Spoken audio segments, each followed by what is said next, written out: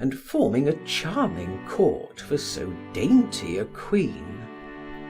Madame Walter followed on the arm of Count de la Tour Ivelin's aged father. She did not walk. She dragged herself along, ready to faint at every step. She had aged and grown thinner. Next came Georges Duroy with an old lady, a stranger. He held his head proudly erect and wore upon his coat, like a drop of blood, the red ribbon of the Legion of Honor. He was followed by the relatives, Rose, who had been married 6 weeks, with a senator, Count de la Tour Ivelin with Viscountess de Percemur. Following them was a motley procession of associates and friends of Duroy, country cousins of Madame Walter's, and guests invited by her husband. The tones of the organ filled the church. The large doors at the entrance were closed, and Georges kneeled beside his bride in the choir.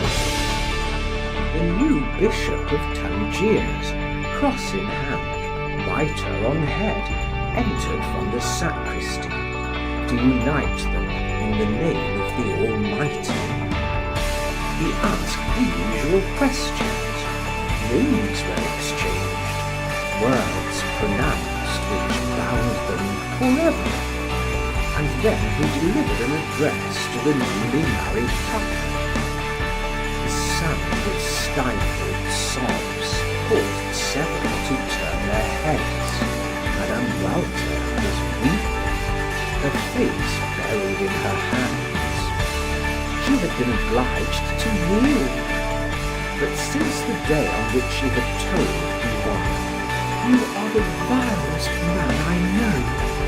Never speak to me again, for I will not answer you," she had suffered intolerable anguish. She hated Suzanne bitterly. Her hatred was caused by unnatural jealousy. The bishop was marrying a daughter to her mother's lover before her and 2,000 persons, and she could say nothing. She could not stop him. She could not cry, "He is mine, that man is my lover. That union you are blessing is infamous." Several ladies, touched by her apparent grief, murmured, "How affected that poor mother is." The bishop said, "You are among the favored ones of the earth. You, sir, who are raised above others by your talent, you who write, instruct, counsel, guide the people, have a grand mission to fulfill, a fine example to set." Duroy listened to him proudly. A prelate of the Roman Church spoke thus to him. A number of illustrious people had come thither on his account. It seemed to him that an invisible power was impelling him on. He would become one of the masters of the country. He, the son of the poor peasants of Canteleu. He had given his parents 5,000 francs of Count de Vaudrec's fortune, and he intended sending them 50,000 more. Then they could buy a small estate and live happily. The bishop had finished his harangue. A priest ascended the altar, and the organ pealed forth. Suddenly, the vibrating tones melted into delicate, melodious ones, like the songs of birds.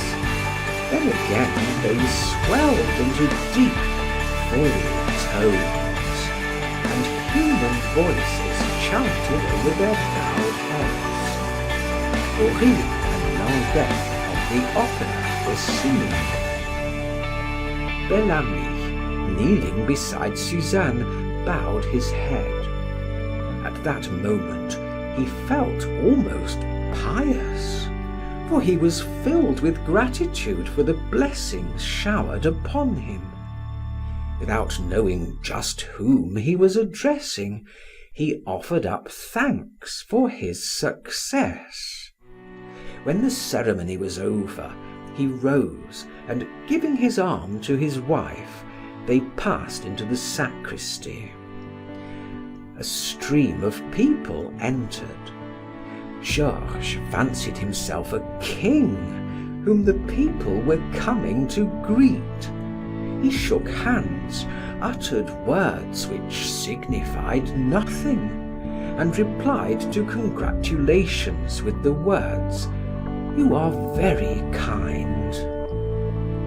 Suddenly he saw Madame de Marelle, and the recollection of all the kisses he had given her and which she had returned, of all their caresses, of the sound of her voice, possessed him with the mad desire to regain her.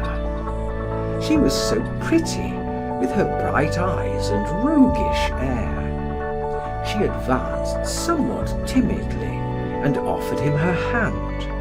He took, retained, and pressed it as if to say, "I shall love you always. I am yours."